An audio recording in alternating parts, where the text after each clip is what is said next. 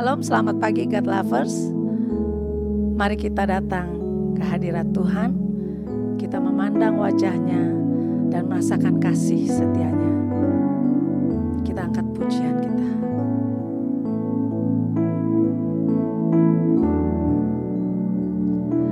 Saat indah ku berhadapan denganmu, memandang wajahmu, Yesus kekasih jiwaku.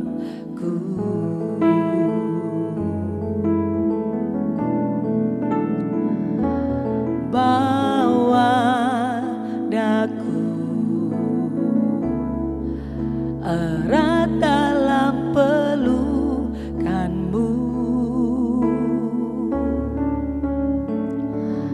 menikmati kasih dan indahnya hadirat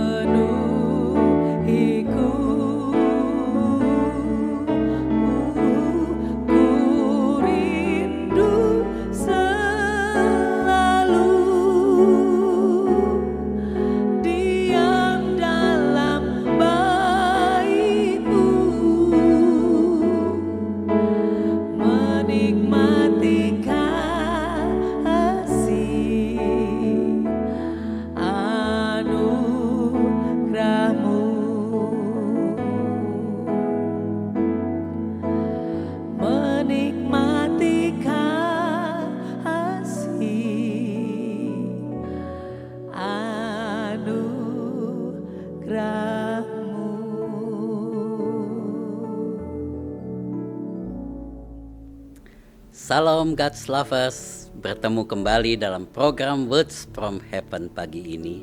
Mari pada awal-awal tahun ini kita menaikkan permohonan doa untuk tahun 2023. Saudaraku, apakah yang menjadi permohonan doa kita yang paling utama untuk menghadapi tahun 2023 yang banyak para ahli bahkan pemimpin kita pun menyebutnya sebagai tahun yang sulit, tahun yang gelap? Kita perlu berdoa seperti Rasul Paulus berdoa untuk jemaat-jemaat, khususnya jemaat Efesus dalam Efesus 3 ayat 14-21. Judul dalam bahasa Indonesia adalah doa Paulus, tetapi kalau kita baca dalam bahasa Inggris disebut prayer for spiritual strength. Itulah sebabnya aku sujud kepada Bapa, yang daripadanya semua turunan yang di dalam sorga dan di atas bumi menerima namanya. Aku berdoa supaya Ia menurut kekayaan kemuliaannya menguatkan dan meneguhkan kamu oleh rohnya di dalam batinmu, sehingga oleh imanmu Kristus diam di dalam hatimu dan kamu berakar serta berdasar di dalam kasih. Aku berdoa supaya kamu bersama-sama dengan segala orang kudus dapat memahami betapa lebarnya dan panjangnya dan tingginya dan dalamnya kasih Kristus, dan dapat mengenal kasih itu sekalipun ia melampaui segala pengetahuan. Aku berdoa supaya kamu dipenuhi di dalam seluruh kepenuhan Allah, bagi Dialah yang dapat melakukan jauh lebih banyak daripada yang kita doakan atau pikirkan, seperti yang ternyata dari kuasa yang bekerja di dalam kita.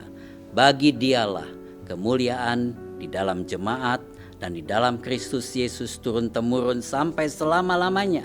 Amin.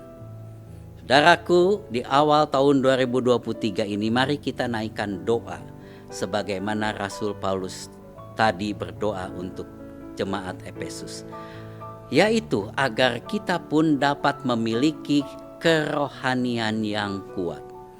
Apapun yang terjadi di tahun 2023 ini, kalau kerohanian kita kuat, kalau kita punya spiritual strength, kita akan mampu menghadapi semua keadaan dengan tenang dan tidak tergoyahkan. Sebagai Bapak Rohani Jemaat Efesus, Rasul Paulus menaikkan doa kepada Tuhan bagi Jemaat Efesus. Doa ini disebut doa Paulus dalam Alkitab terjemahan LAI, tetapi dalam bahasa Inggris disebut prayer for spiritual strength. Mari kita perhatikan pokok-pokok doa dari Rasul Paulus untuk menjadi permohonan doa kita juga memasuki tahun 2023 ini. Ada 3 hal yang menjadi permohonan doa Rasul Paulus. Ya, dalam bacaan tadi dimulai dengan kata-kata aku berdoa supaya. Yang pertama, mari kita berdoa supaya Tuhan menguatkan dan meneguhkan iman kita semua di tahun 2023, supaya kehidupan rohani kita berakar dan berdasar dalam kasih. Ya, iman adalah dasar, adalah akar, adalah fondasi. Tuhan tidak membagi umatnya dengan berbagai golongan Katolik, Protestan, Injili, Pantekosta, Karismatik, Advent, Ortodok, Baptis, dan lain sebagainya. Tuhan membagi kita hanya dengan 2 golongan. Dalam Matius 7 ayat 24-27, golongan orang-orang yang bijaksana dan golongan orang-orang yang bodoh. Tuhan membedakan 2 golongan ini berdasarkan pondasinya, seperti orang yang membangun rumah. Perbedaannya bukan dari mendengar pengajaran firman Tuhan, tapi melakukan firman yang mereka dengar.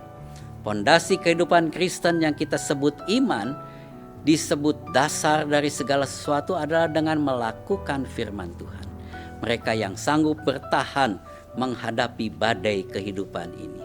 Mari kita berdoa memohonkan agar supaya setiap program, kegiatan, persekutuan, pertemuan-pertemuan di gereja kita, di mesbah keluarga kita, di persekutuan doa di kantor-kantor kita di tahun 2023 ini menguatkan dan meneguhkan iman kita untuk terus bertumbuh ke arah Kristus.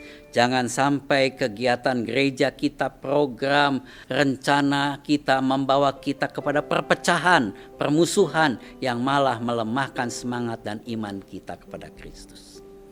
Pokok doa yang kedua, agar kita dapat memahami betapa lebarnya, betapa panjangnya, betapa tingginya, betapa dalamnya kasih Kristus itu. Dan kita dapat mengenal kasih itu sekalipun melampaui segala pengetahuan kita. Jangan batasi dan mendefinisikan kasih Kristus. Kasih yang tidak terbatas itu sesungguhnya. Di awal tahun ini, marilah kita memohon agar kita semakin dalam memahami dan mengenal kasih Allah yang melampaui segala pengetahuan kita. Dan terakhir, pokok doa yang ketiga, agar kita dipenuhi di dalam seluruh kepenuhan Allah, agar kita dapat bertumbuh menjadi dewasa dalam Tuhan. Ya, kita percaya bahwa kedewasaan itu adalah kehendak Tuhan, supaya kita bisa menjadi lebih dewasa di dalam Tuhan.